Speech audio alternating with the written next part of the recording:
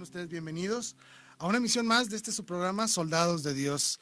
Les doy realmente la más cordial bienvenida porque hoy tenemos un programa muy interesante. Un poco difícil de tratar, es un tema que en ocasiones no nos gusta platicarlo, pero que bien vale la pena hacerlo. Es una necesidad de parte del proceso de evangelización, el anunciar el tema que vamos a hacer ahora nosotros, platicar de estos temas. El tema de hoy es las herejías. Muchos de nosotros pensamos o creemos que estamos exentos de esto. Como no somos teólogos o no somos muy estudiosos o no estamos metidos ahí en las controversias de los grandes religiosos, creemos que estamos exentos de caer en el error de la herejía. Pues no es así.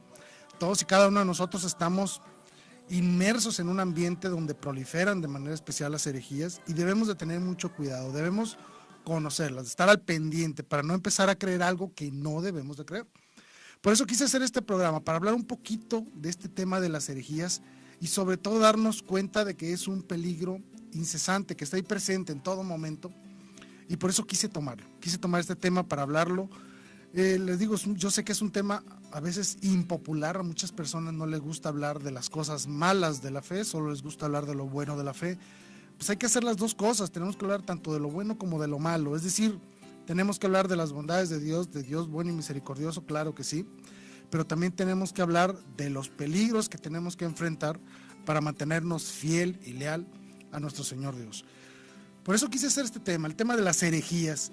Hace unos días estaba leyendo un reportaje, un artículo de un sacerdote español, teólogo, una persona muy inteligente, muy capaz, fiel al magisterio obviamente, el padre José María Iraburu. Él tiene su blog en internet, es fácil de localizarlo, es una persona que ha escrito muchísimos libros. Y estaba leyendo un artículo de él y hace una observación que realmente vale la pena repetirla, es decir, algo que nos debe llevar a la reflexión. El padre Iraburu decía esto: en los últimos tiempos, la bestia diabólica ataca a la iglesia con una especial fuerza. Y tiene razón. Cuando nosotros nos ponemos a analizar lo que son los ataques a la iglesia, lo primero que hacemos es pensar en el martirio, es decir, en ese ataque violento que reciben los fieles por parte principalmente de otras personas, ¿sí? La destrucción de los templos, el asesinato de religiosos y de religiosas, el asesinato de misioneros, y sobre todo en algunas regiones donde incluso ponen bombas en los templos, ¿no? Es terrible lo que está sucediendo en algunas regiones del mundo con la persecución a los cristianos y debemos de ser conscientes que eso está sucediendo allá y debemos de solidarizarnos, aunque sea con nuestras oraciones, por todos los cristianos en el mundo que sufren una fuerte persecución. Hace algunos años se llevó un simposium ahí en Roma, ahí en la Ciudad del Vaticano, y era el simposium sobre los testigos de la fe en el siglo XX, y ellos presentaron un informe muy completo, pero uno de los datos que me llamó la atención es este. Haciendo un recuento a lo largo de la historia de la iglesia, es decir, los últimos 2000 años, se habla de 40 millones de personas que han sufrido el martirio, es decir, que han muerto por su fe. Imagínense la cantidad, 40 millones. Pues bien, de estos 40 millones de personas que han fallecido a lo largo de 2000 años, 27 millones de ellos, o sea, el 68% de los cristianos que han sido martirizados y asesinados por causa de su fe, sucedió en el siglo XX, es decir, en los últimos 100 años. Imagínense el dato, en los últimos 100 años, 27 millones de personas han sido asesinadas por su fe, 27 millones de cristianos. Estamos siendo atacados de una manera muy fuerte bajo muchos aspectos. Sin embargo, nada causa más daño al ser humano que la herejía. Sabemos que la iglesia no va a ser destruida a causa de la violencia, es decir, no importa cuántos mártires haya, no importa cuántas confrontaciones tenga que afrontar la iglesia. Sabemos que la iglesia no va a ser destruida así, al contrario, sí, y me atrevo a decirlo, al contrario, como decía Tertuliano allá por el siglo II, III, sabemos que la sangre de los mártires es la semilla de los nuevos cristianos, es decir, han intentado destruir a la iglesia emperadores romanos, un montón de pueblos bárbaros, otras religiones, y nunca se ha podido. ¿Por qué? Porque no es con la violencia como la iglesia va a ser destruida. Sabemos que no será destruida, pero el verdadero daño que le puede causar a la iglesia no es no es una espada, es la herejía, es decir, esa negación formal de alguna verdad, eso que lleva a distraer la verdadera fe de los cristianos y los lleva a querer cosas que no deben hacer y a faltar su promesa de lealtad y seguimiento tanto a Dios como a la iglesia. Repito, la espada no nos va a destruir como iglesia, ¿sí? Sabemos, como lo dice el Evangelio en el capítulo 12, versículo 24 del Evangelio según San Juan, dice que si el grano de trigo no cae en tierra y muere, queda solo. Pero si muere, da mucho fruto. Por eso decimos, la sangre derramada por los mártires cristianos no destruye a la iglesia. Al contrario, es la semilla de los nuevos cristianos. Sabemos que la iglesia perdura a pesar de la violencia que ha enfrentado a lo largo de muchos años, ¿sí? Recordemos, la espada mata la carne, pero no mata el alma. Pero la herejía sí mata el alma y después también mata la carne. Al momento de la resurrección, las personas que hayan condenado su alma a causa de la herejía también sufrirán las consecuencias de su condenación en la carne. Así es que hay que tener mucho cuidado. Y no crean que esto lo digo yo, lo dijo nuestro Señor Jesucristo, lo dijo en el Evangelio según San Mateo, capítulo 10, versículo 28. Dice, no teman a los que matan el cuerpo, teman más bien a aquel que puede arrojar su alma y el cuerpo al Gehenna, es decir, al infierno. Hay que cuidarnos de aquellos que son capaces de matar el alma. Si matan la carne, vaya, se puede decir que es lo de menos, pero el alma, si alguien deja que les mate el alma, sufrirán eternamente las consecuencias. A eso son lo que verdaderamente debemos de tenerle miedo o temerles en un momento dado, a la herejía, a la falsedad, a la mentira de la fe. Eso es lo que hay que cuidar, por eso quise hacer este programa de una manera especial, para hablar en términos muy generales de lo que es la herejía, que sepan que existe esto y sepan reconocerla y afrontarla. Y ante la duda, recuerden que tenemos a la iglesia, que es maestra. Ella es la encargada de decirnos qué es lo verdadero, qué es lo falso, qué es lo que hay que creer. Nuestro asentimiento de fe que damos a nuestro Señor Dios, o sea, esa fe dada a Dios, tiene por añadidura una confianza en la iglesia, es decir, un asentimiento de fe que también se da al magisterio de la iglesia. ¿Por qué? Porque están inspirados por el Espíritu Santo. Nuestro Señor Dios se los prometió. Yo les voy a enviar al Espíritu Santo que les va a recordar todo lo que yo les he dicho. Es decir, los afianza en la verdad. ¿Sí? Bueno. Uno de los grandes problemas que ha generado la herejía es el silencio. Hemos callado muchas veces de decir la verdad y eso es gravísimo, es una gran responsabilidad para todos y cada uno de nosotros, ¿sí? No debemos de callarnos las verdades de la fe, ¿sí? Debemos hablarlas fuertemente, ¿sí? La mejor forma de debilitar a la iglesia es callando la verdad, no sabiendo decir y anunciar la verdad. Por eso se inspira incluso este programa, porque necesitamos saber en qué creemos, por qué lo creemos y cómo anunciarlo. Es decir, no guardemos silencio. No guardemos silencio al momento de ir y manifestar la verdad y la fe. Debemos de ser congruentes con lo que creemos y lo que hacemos y debemos de anunciarlo. Es una obligación. Con el bautismo, recuerden, todos hemos sido creados profetas por el sacramento del bautismo. Tenemos que ir y anunciar el evangelio. Tenemos que hacerlo, pero hay que saber hacerlo bien. Por eso he insistido muchas veces que debemos educarnos y formarnos en la fe y sobre todo conocer cuáles son los errores que más abundan en nuestro entorno social para poderlos reconocer y afrontarlos de una manera directa, ¿sí? Por eso es que digo que hoy más que nunca es de vital importancia anunciar estas verdades de fe. ¿Cuál es la fe verdadera? Y debemos hacerlo de una forma clara y fuerte. Debemos de prepararnos, no solo en conocer lo que debemos de creer, sino también saber anunciarlo. Y debemos hacerlo, enseñarlo a otras personas. ¿De acuerdo? Muy bien. Actualmente proliferan una gran, pero gran cantidad de herejías, casi igual que el número de sectas que existen por ahí. Y lo digo con toda claridad, y discúlpenme si ofendo a alguien o si esto causa un poco de molestia a alguien, pero es la verdad. Existen miles y miles y miles y miles de sectas por ahí. ¿Quién de ellas tiene la verdad? Ninguna, ninguna. ¿Sí? Nuestro Señor Jesucristo le dejó la verdad a una sola iglesia y nada más. No se lo dejó a cualquiera, se lo dejó solo a la iglesia. Por lo tanto, nosotros debemos dar un asentimiento de fe a lo que la iglesia enseña.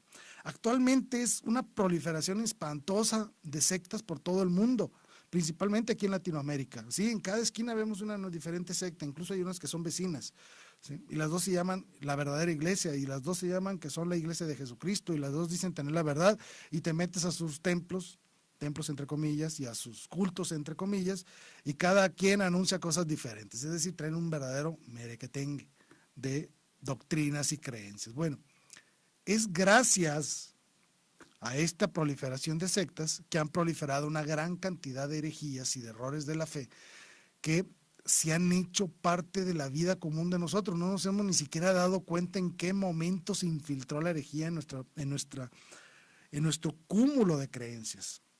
Por eso es que debemos de retomar la educación en la fe, debemos de retomar nuestro sentimiento de fe a la iglesia, a aprender de la iglesia realmente qué es lo que debemos de creer y cómo debemos de creerlo, ¿sí? Entonces estamos ante una realidad espantosa, fíjense. Para empezar, por un lado, hay una carencia enorme de catequesis. Son pocas, y lo digo con mucho dolor, son pocas las parroquias y los templos católicos que verdaderamente ofrecen todo un sistema de catequesis para todos y cada una de las edades de todos los que están dentro de esa comunidad. Todas tienen su catequesis para niños de primera comunión, la gran mayoría tienen su catequesis para la confirmación, algunas tienen alguna pequeña catequesis cuando las niñas cumplen 15 años y le van a hacer su fiestecita de 15 años, otras pocas tienen las pláticas para matrimonios, las personas que se quieren casar, otras tienen algunas platiquitas ahí para el bautismo, que no son más que una charla de 1 a 2 horas, y es todo, se acabó, ya no hay más, ¿sí? Son muy pocas las parroquias que verdaderamente tienen toda una estructura de enseñanza.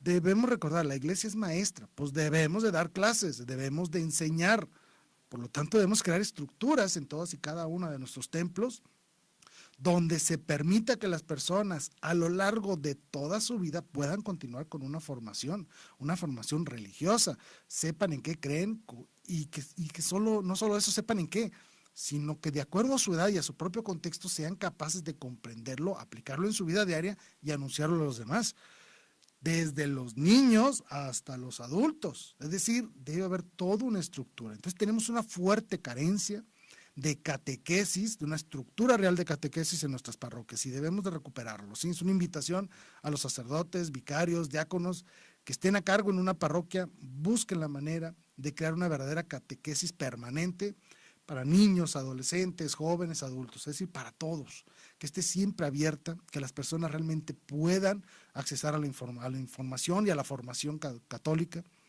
y que puedan hacerlo de una manera correcta, adecuada, y sobre todo tratar de levantar el interés en sus comunidades al conocimiento de la fe de Dios y de sus verdades.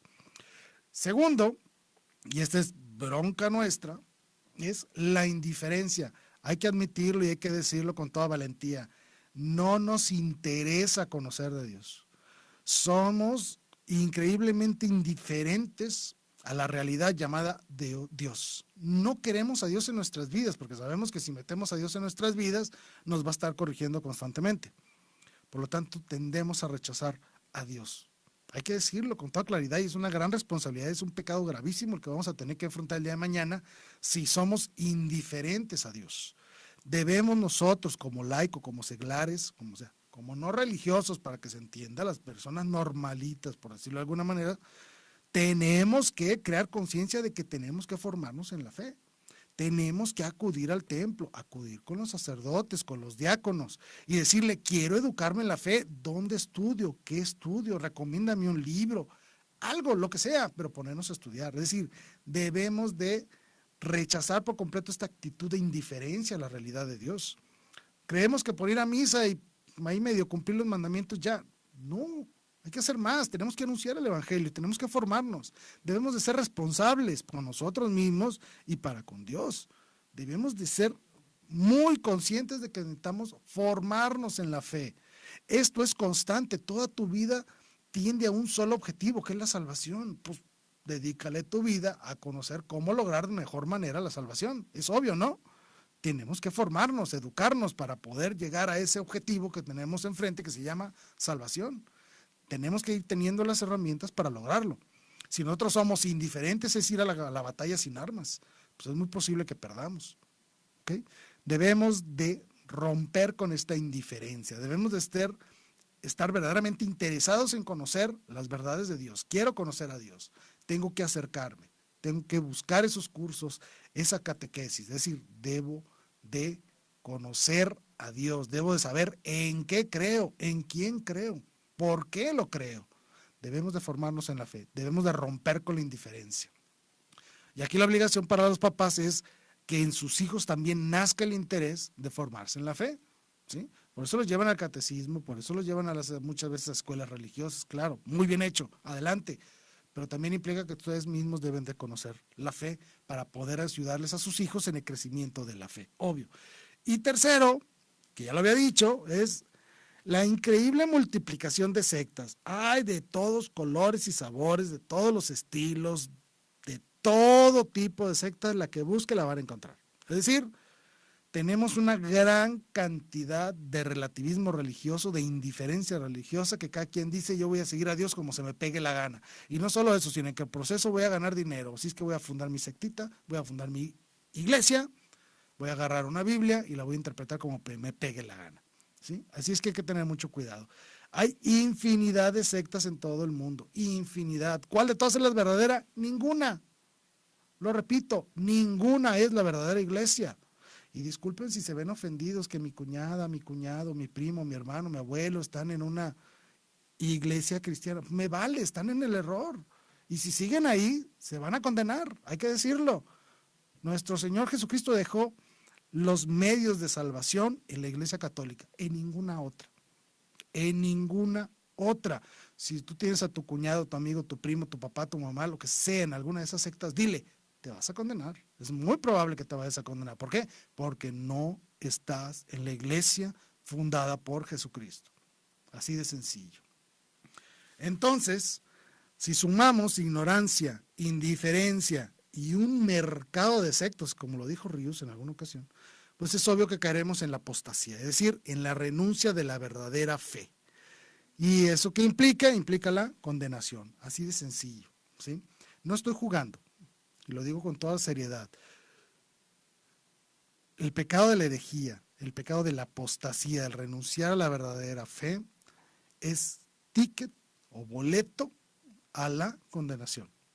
Es decir, si yo renuncio a la verdadera fe, lo más probable es mi condenación, que me vaya al infierno para toda la eternidad. Por eso es importante este tema. Solo existe una iglesia verdadera, una. Y es la iglesia católica, no hay más. Las demás son sectas que no ofrecen la verdad, no ofrecen la verdadera verdad, aunque se haga redundante, la verdadera verdad, ¿sí? Solo en la iglesia católica pueden encontrar los medios de salvación y de santificación. El padre Jorge Loring, que en paz descanse, maravilloso sacerdote, busquen sus videos en internet, era un verdadero maestro para enseñar las verdades de la fe, una persona capaz de decir las verdades de manera directa, dura y contundente, que quedaba claro. Así debemos de anunciar, deben haber muchos padres Jorge Loring. Ojalá puedan buscar sus videos en internet. Y él decía, católico ignorante, seguro protestante. ¿Y eso qué significa? Seguro condenado, ¿sí? Debemos conocer nuestra fe. No es opcional, no es si quieres, no es opcional. Debemos conocer nuestra fe. No es postergable, es decir, mañana. No, porque no sabes si vas a vivir mañana. Tienes que hacerlo hoy, ¿sí? Y otra, es obligatorio, ¿sí? Es obligatorio. No es un derecho, ¿sí? Que puedas tú predisponer de él. No, es tu obligación conocer la fe. Está en los evangelios. Debemos de conocer nuestra fe. Lean, por favor, si tienen una Biblia a su mano, lean, por favor, el libro de Oseas, en el Antiguo Testamento, capítulo 4, versículo 6. Vean lo que dice. Mi pueblo fallece por falta de conocimiento. Porque tú has rechazado el conocimiento, yo te rechazaré de mi sacerdocio. Porque tú has olvidado la instrucción de tu Dios, también yo me olvidaré de tus hijos. Es un versículo aterrador, debe darte pavor leer este versículo, ¿sí? Sobre todo si estás en estas circunstancias, cuidado, porque entonces estás en un serio problema. Fíjense lo que dice, el pueblo fallece por falta de conocimiento. ¿Qué es lo que nos va a llevar a la condenación? Una de las grandes cosas que nos lleva a la condenación es la ignorancia. ¿Por qué? Porque nos hace pecar. Sí, cuando tú no sabes lo que es bueno y lo que es malo, tiendes a actuar mal, a hacer las cosas mal.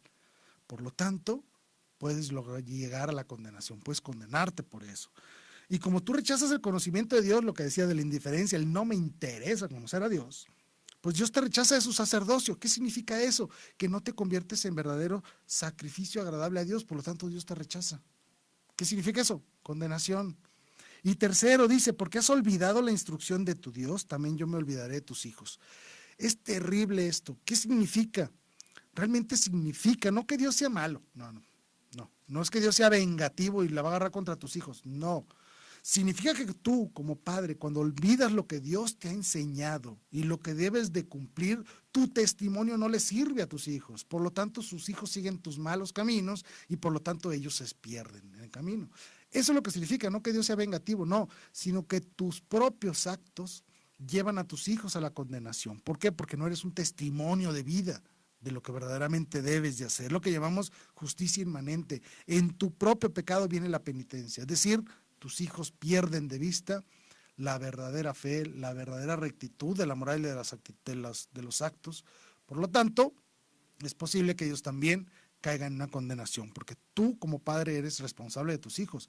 A ti te corresponde enseñarles a vivir la fe y a ser mejores personas para el día de mañana. Si tú no haces las cosas bien, tus hijos no la harán y tú serás responsable en gran medida de la perdición de tus hijos. ¿Ok?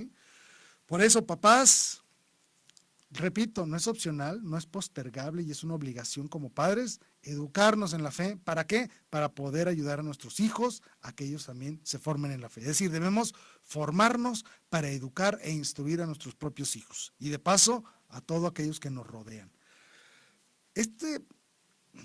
¿Cómo le puedo decir? Este grave problema que estamos enfrentando con las herejías, con la gran proliferación de herejías, no crean que me lo acabo de inventar, no. Ya les di la cita del padre Iraburu, pero también les quiero dar 3 citas más que yo considero muy importantes y son muy actuales. Son de 3 papas que han reconocido los peligros de estas herejías y han salido a anunciarlo. Es decir, hey, estamos en un grave problema, debemos de retomar el camino. El primero fue su santidad Pablo VI. Él hizo una sentencia muy fuerte que nos debe llamar a la reflexión y dice, por alguna rendija se ha introducido el humo de Satanás en el templo de Dios. Esto no se refiere solo a los religiosos, se refiere a nosotros también. Nosotros también somos parte del templo de Dios, nosotros somos templo de Dios. Es decir, en nuestra propia conciencia social, en nuestra propia conciencia religiosa se ha infiltrado la herejía tan hondo que ya ni siquiera nos damos cuenta. Y esto lo sentencia el Papa Pablo VI. Su santidad San Juan Pablo II también hizo otros comentarios, los voy a decir de una manera resumida. Los cristianos hoy están verdaderamente extraviados, confundidos, perplejos e incluso desilusionados porque se han esparcido a manos llenas ideas contrarias a la verdad revelada. Los cristianos hoy en día están inmersos en el relativismo intelectual y moral. Ahorita explico qué es eso del relativismo, que también es una cosa gravísima en nuestro tiempo. Y por último, su santidad Benedicto XVI. Vean lo que dijo su santidad Benedicto XVI. Estamos en un periodo muy confuso en la que todo tipo de herejía parece agolparse a las puertas de la auténtica fe católica. ¿Recuerdan lo que dije el padre Laburo, que estamos siendo atacados de una manera especial en estos tiempos por la bestia diabólica? Y luego viene el Papa Benedicto XVI, oye, parece que todas las herejías se están acumulando en la puerta de la iglesia. Es decir, todas se están preparando para atacar a la iglesia, están queriendo romper las puertas de la iglesia para entrar al templo. Sabemos que no lo van a hacer.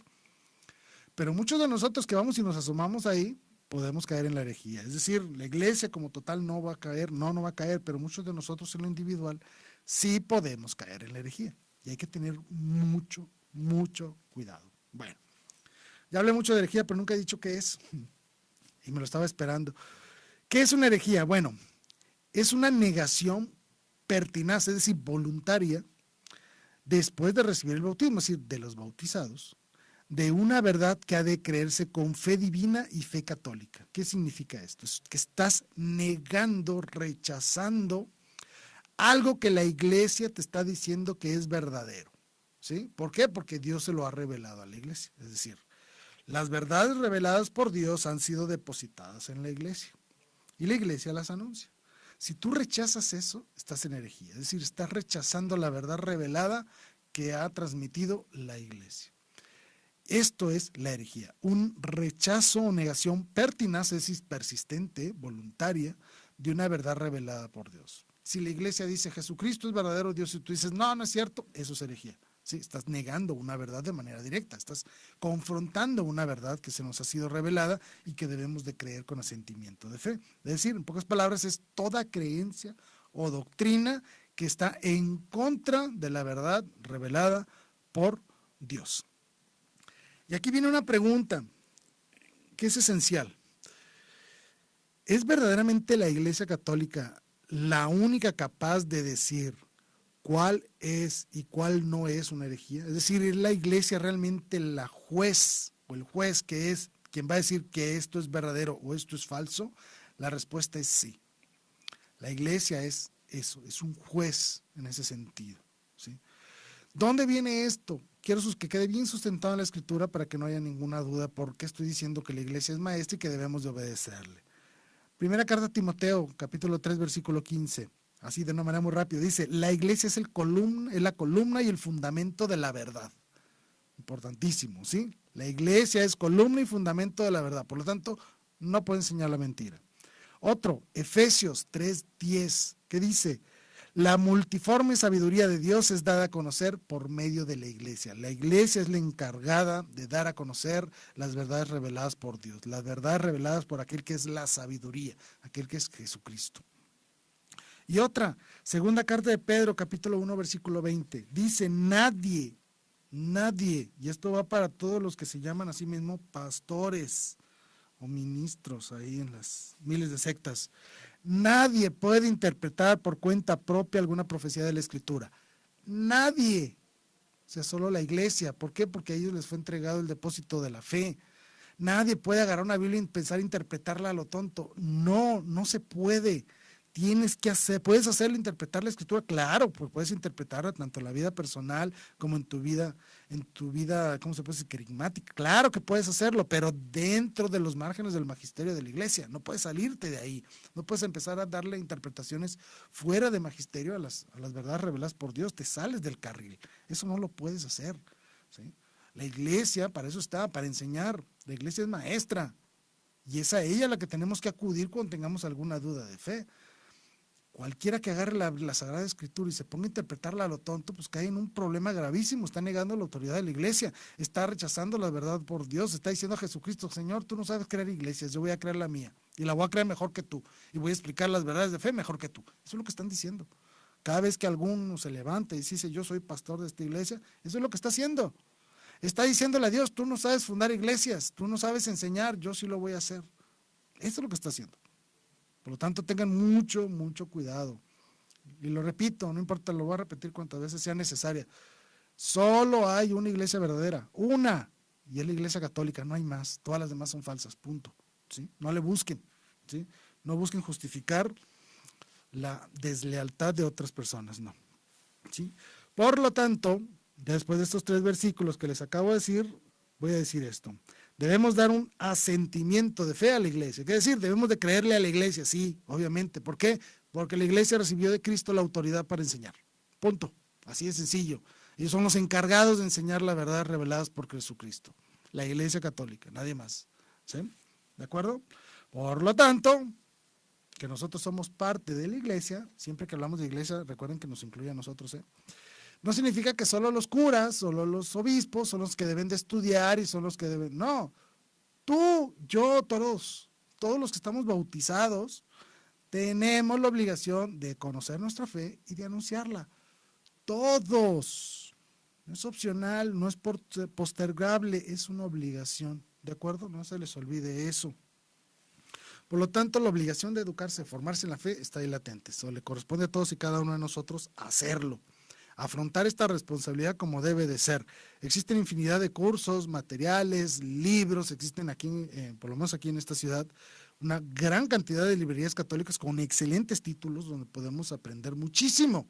En internet está la página del Vaticano, pueden meterse y pueden extraer toda la información que necesite. Está el catecismo, está la Biblia, están documentos pontificios, están un montón de cosas, están encíclicas donde podemos aprender de todo, ¿sí? Podemos empezar con el catecismo, saber en qué creemos, ¿no? Por lo menos, ¿de acuerdo? Incluso hay hasta un resumen del catecismo para que si se les hace muy complicado leer un libro de este tamaño, bueno, hay uno más chiquito, por lo menos, pero por lo menos lean eso, ¿no? Y si en su parroquia dicen, va a haber un curso de esto, inscríbanse, ¿sí? Si no les pese el tiempo que le van a dedicar a aprender. ¿Por qué? Porque eso les va a permitir ser mejores cristianos, conocer mejor el camino a la salvación y sobre todo que pueden a ustedes mismos con su ejemplo, con sus conocimientos, con su testimonio, arrastrar a otros a la salvación. ¿De acuerdo? Es una obligación. Debemos ser profetas y para ser profetas necesitamos conocer a Dios para poder salir y anunciarlo. Obvio. Nadie puede enseñar lo que no sabe o lo que no conoce. Tenemos que conocer a Dios y conocer lo que Dios quiere de nosotros y saber qué dijo Dios. ¿Ok? Bien. Voy a hablar ahora sí de las herejías como tal. Perdón. Hay que reconocerlas, hay que saber a qué me refiero con esas negaciones de la verdad. Y les voy a dar los nombres de algunas herejías. No son todas, obvio, pues hay gran cantidad de variantes. Pero escogí algunas, las más importantes. Y las voy a definir para que sepan a qué se refieren, por si en algún momento más adelante las mencionamos. Y sobre todo para que ustedes mismos puedan reconocerlas. Es decir, cuando ustedes escuchen algo puedan decir, oye, esto que estoy oyendo niega tal verdad de fe, entonces es herejía y puede llevar al error. Eso es lo que tienen que hacer, ser capaces de reconocer de forma inmediata cuando algo no está bien, ¿sí? O por lo menos crear un poco de terreno ahí de por medio mientras analizan la situación, a ver qué está pasando. Y las voy a mencionar, las voy a ir definiendo una a una. Todas estas aparecieron dentro de los primeros 4 siglos de la iglesia. Pero, como ahorita hay miles y miles y miles y miles y otros tantos miles de sectas, las han recuperado todas. Sí, aunque no lo crean, aunque no lo crean. Hagan de cuenta que fue alguien al pasado, recopiló todas las herejías que pudo, se las trajo al presente y empezaron a nacer sectas por todos lados. ¿Por qué? Porque todas y cada una de ellas niegan una o más o muchas verdades de fe, es decir, están inmersos en muchas y diferentes herejías, ¿sí? Por eso quiero definirlas para que las conozcan y puedan el día de mañana reconocerlas y cómo responderlas o por qué rechazarlas, ¿sí? Y voy a empezar con la más antigua de todas, una cosa llamada gnosticismo. ¿Qué significa esto? Bueno, gnóstico o los gnósticos o vienen de la palabra gnosis, significa conocimiento, iluminación, sabiduría. Básicamente estas personas en el siglo I ya empezaron, en el primer siglo I, II y III principalmente. Estas personas decían que ellos tenían un conocimiento más elevado que el conocimiento que tenían la iglesia en ese tiempo. Bueno, ellos creían tener acceso a mayor información y a mayores conocimientos que los que tenía la iglesia. En pocas palabras, ellos se querían superiores a los demás. Se les llamaba también los iluminados. Muy bien. Esto pareciera ser pues, que no nos aplica, pero no crean que esto nos aplica muchísimo, muchísimo. Estamos ahorita metidos en un nuevo gnosticismo y se las voy a poner muy facilito. ¿Quién de ustedes alguna vez ha leído el horóscopo? Ha ido a que le lean las cartas, el tarot, el café, que me hagan limpias, que me hagan un montón de cosas, que la divina, un montón de sarta de estupideces, y no te puedo decirlo de otra manera, porque eso es una verdadera sarta de estupideces que cometemos cuando vamos y consultamos a estas personas porque creemos que esas personas tienen un conocimiento más allá de lo natural. Es decir, que estas personas son capaces incluso de predecir nuestro futuro o de conocer las cosas ocultas, ¿sí? Como esa tonta que salía en la televisión, ¿no? De que, sí, tu marido anda con una rubia, que lo estás sacando. Son tonterías, son cosas que la gente no puede conocer de forma natural. Estas personas se creen que tienen conocimientos especiales. Es lo que le llamamos la New Age. Y estamos inmersos en ella con una sarta de tonterías. Hay negocios por todos lados que nos venden un montón de tonterías de figuritas, de inciensos, un montón de cosas y que nos leen las cartas y el tarot y el horóscopo y un montón de tonterías, de verdaderas estupideces que nos hacen creer que esas personas son capaces de saber lo que nosotros no sabemos, ¿sí? O de conocer los misterios que nosotros no conocemos. Todos esos que hablan, esos teleprogramas ahí de televisión, vaya, valga la redundancia, de que les hablas y les dices, y ellos te adivinan en qué situación estás, si tu marido te engaña o no, que si vas a recibir la herencia. Todo eso es gnosticismo. ¿Sí? La herejía del siglo I que se ha recuperado ahora en nuestros tiempos y que caemos redonditos en ellos creyendo que otras personas son capaces de conocer lo que nadie puede o que predecir el futuro. Tengan mucho cuidado con todos estos adivinos y charlatanes que andan por ahí. Tengan mucho cuidado porque acudir a ellos no solo es una herejía, incluso en algunos procedimientos como Reiki, como lecturas, como adivinación, brujerías, amarres y todas esas tonterías, los puede llevar incluso a posesiones demoníacas. A ese nivel los puede llegar. La Ouija, leer la Ouija, jugar a ese maldito juego. Tengan mucho cuidado, los puede llevar incluso, lo repito, a una posesión demoníaca. No caigan en el gnosticismo, está muy vigente en nuestros días. No podemos conocer el futuro y no debemos conocer el futuro, ¿sí? Lo único que podemos conocer del futuro es lo que Dios nos ha anunciado que va a suceder, nada más, ¿sí? Tengan mucho cuidado con el gnosticismo, que hoy se llama New Age, así le llaman. Bueno, otra herejía gravísima, el docetismo.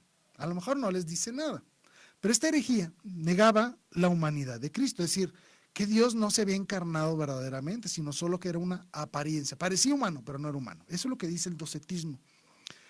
Muchos de nosotros hoy en día, cuando le decimos, oye, tienes que seguir a Jesucristo, ellos dicen, no, eso es imposible, porque Jesucristo es imposible seguirlo porque Él era Dios, ¿sí? Cuando una persona dice eso, está cayendo en esta herejía del docetismo, porque está negando la humanidad de Cristo. Jesucristo era verdadero hombre, por lo tanto nos enseñó cómo nosotros ser también verdaderos hombres.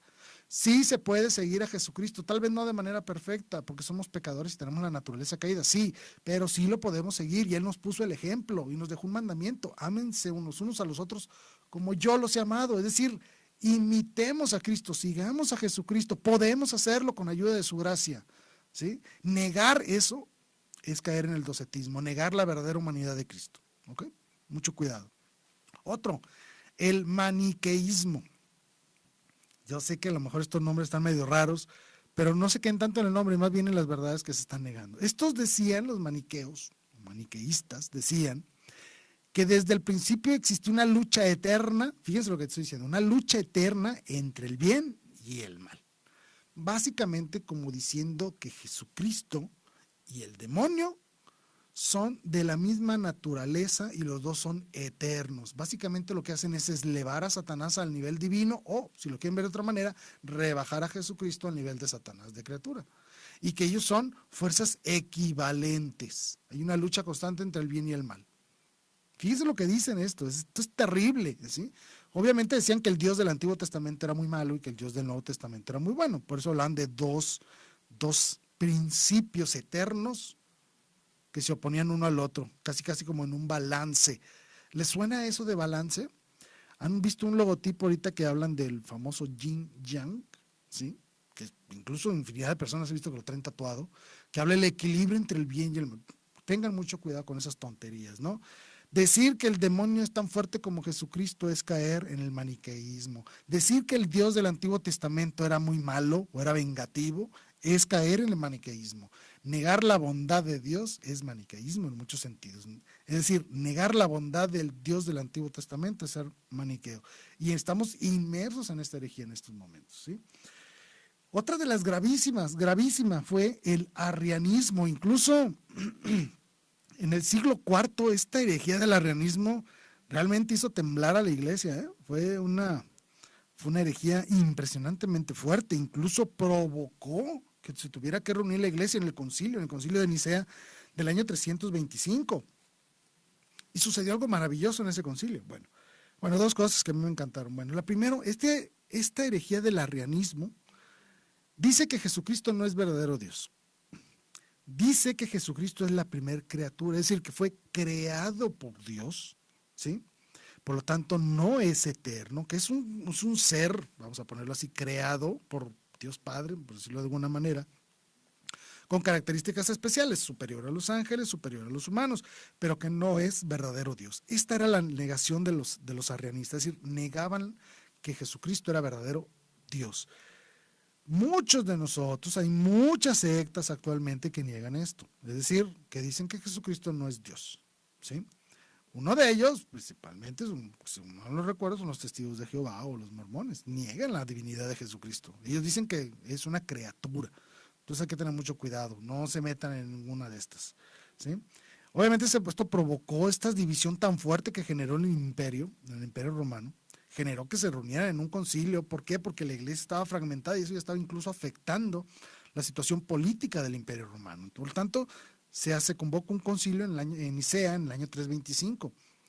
Y en este concilio, cuando surge Arrio, o sea, el creador de esta herejía, a hacer su propuesta teológica con toda esta herejía, un santo de la Iglesia Católica llamado San Nicolás, si lo conocen, ¿verdad? Bueno, perdón.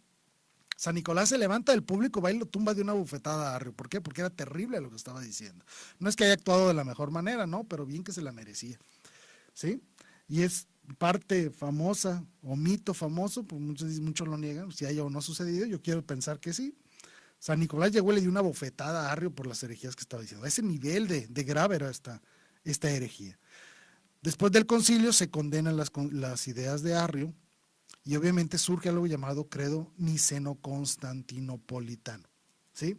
¿Les suena eso? ¿No? Pues en misa lo recitan, todos los domingos en misas recitamos el credo niceno-constantinopolitano. El creo en un solo Dios, Padre Todopoderoso. Ese credo, ahí nació. ¿Por qué? Por culpa de un fulano que se llamaba Arrio que negaba a Cristo. Negaba la divinidad de nuestro Señor Jesucristo.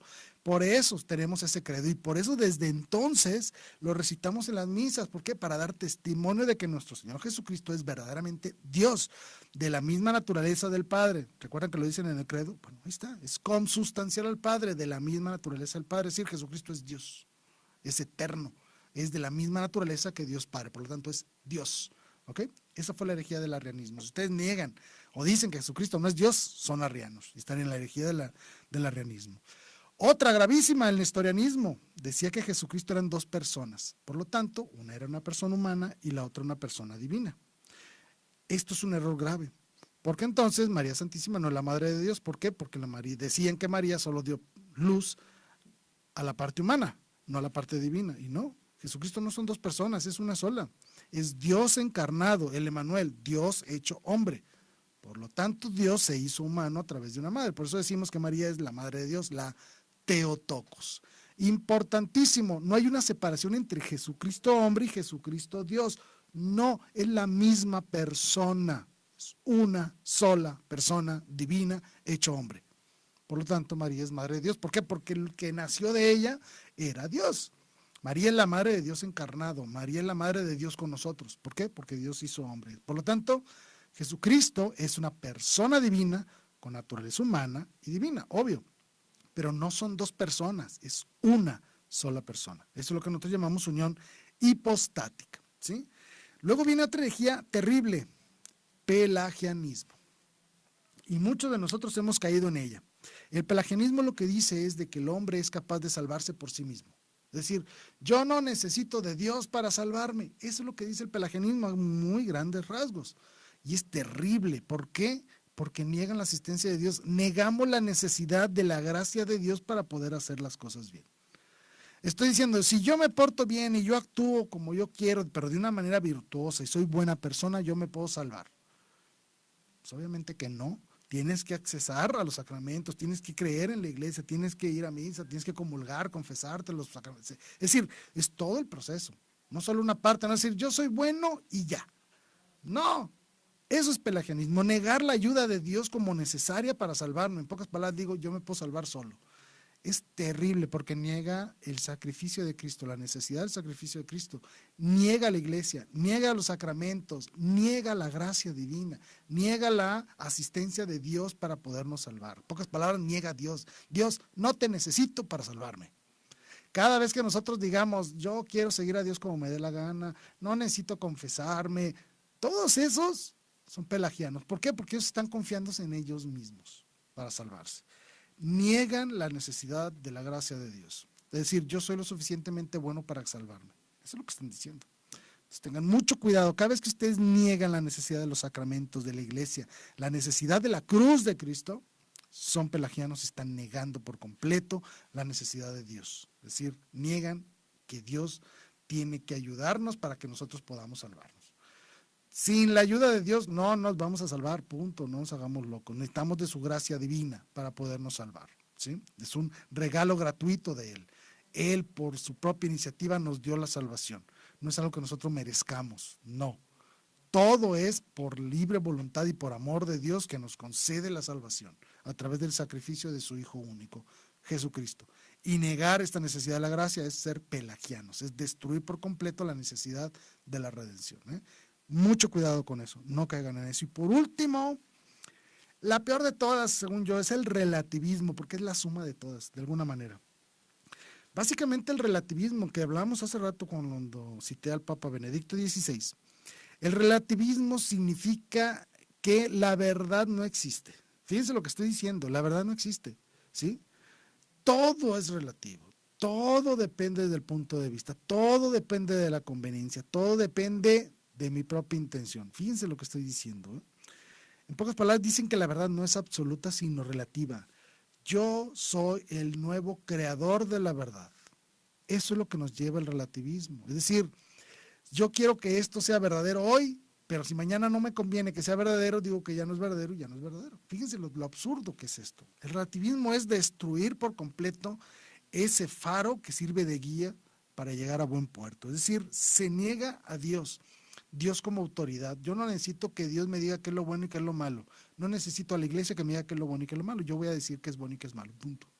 Me pongo en el lugar de Dios. Es romper correctamente contra el primer mandamiento. Me pongo por encima de Dios. El segundo, se niega la religión, se niega la necesidad de relacionarme con Dios. Si yo soy capaz de crear mi propia verdad, pues ya no necesito a Dios. Y si no necesito a Dios, no necesito de la religión porque no necesito unirme a Dios. Tercero, se niega la moral, no existe el bien y el mal. Es decir, yo voy a crear lo que es bueno y lo que es malo. Yo voy a decidir qué es bueno y qué es malo. Es decir, yo voy a actuar como se me pegue la gana. Y si yo digo que es bueno, es bueno. Si yo digo que es malo, es malo. En pocas palabras, me convierto nuevamente en verdadero Dios. ¿Por qué? Porque yo soy el juez de los actos. Eso es lo que promueve el relativismo. Se niega a Dios y a su autoridad. Se niega a la religión, la necesidad de unirme a Dios. Se niega la autoridad de la iglesia. Se niega la necesidad de la moral o la objetividad de la moral. La moral es objetiva. Hay cosas buenas y hay malas, punto. Nosotros no vamos a decir si algo es bueno o es malo, no. Tercero, se niega la realidad. ¿Por qué? Porque incluso, muy en moda hoy, lo van a reconocer, hay personas que son capaces de decir que ya no son hombres, sino que ahora son mujeres, o mujeres que dicen que ya no son mujeres, sino que ahora son hombres. ¿Por qué? Porque ellos lo decidieron así, porque ellos piensan que así es la cosa, pero pues no. Se llega incluso a negar la realidad. Es decir, yo soy hombre y eso no va a cambiar nunca, no importa si yo digo, no, yo quiero ser un ornitorrinco, pues no, sigo siendo hombre, ¿sí? Jamás va a cambiar eso. No importa cuántas veces diga que yo soy mujer o soy un pájaro, no importa, yo siempre seré hombre. El relativismo me lleva a negar la realidad, una realidad objetiva. Soy hombre, punto, ¿sí? O hacer esto es malo, eso es objetivo y ya. Nosotros a través de nuestras propias decisiones o a través de nuestra propia percepción de la realidad no significa que modifiquemos la realidad, ¿sí? No importa lo que yo crea que es algo, tengo que investigar cuál es la verdadera realidad de las cosas, ¿sí? Si yo les digo que este micrófono es verde, no es cierto, no es verde, es negro, punto. ¿Sí? El relativismo me llega a decir que esto es verde y tú estás obligado a creer que es verde. ¿Por qué? Porque yo lo dije. Eso es absurdo, ¿no? Por lo tanto, el relativismo es, así lo digo yo, es un verdadero estallido en contra de la razón humana. Es decir, es increíblemente estúpido porque se niega la realidad, se niega a Dios, la autoridad, se niega a la iglesia, se niega todo, inclusive a la realidad, inclusive a la razón. Lo primero que necesito para ser un relativista es despojarme de la razón. ¿Por qué? Porque no debo de ser capaz de negar la realidad misma. Debo ser capaz de negar lo evidente. Por lo tanto, tengan mucho cuidado con el relativismo y créanlo, está vigente en muchos de nosotros, ¿sí? Y recuerden esto, la verdad es una. Y es una verdad objetiva, innegable, y esa verdad es Jesucristo. Recuerden que lo dijo. Yo soy el camino, la verdad y la vida. Y eso no lo debemos de negar. Bueno, con esto concluyo mi programa. Les agradezco infinitamente que hayan estado con nosotros. Quise ponerles estas herejías, así mencionarlas de una manera, para que ustedes reconozcan que existen semillas que buscan destruir la fe. Es decir, cizaña que se quiere plantar junto con el trigo en nosotros y que quiere destruir nuestra verdadera fe, nuestra realidad, y nos lleva al error. Y si nos lleva al error, podemos incluso perder la salvación. Pues no me queda más que despedirme, rogarles sus oraciones, que oren por mí para que todo salga bien. Yo prometo orar por todos ustedes y me encomiendo pues a sus oraciones y a sus preguntas y respuestas también. Ahí tengo las redes sociales, por favor pónganse en contacto conmigo, cualquier cosa que ustedes, cualquier inquietud, pues estoy a sus órdenes para atenderles. Les agradezco infinitamente su atención, soy Jaime Velázquez y me despido. Muchas gracias y hasta luego. Gracias.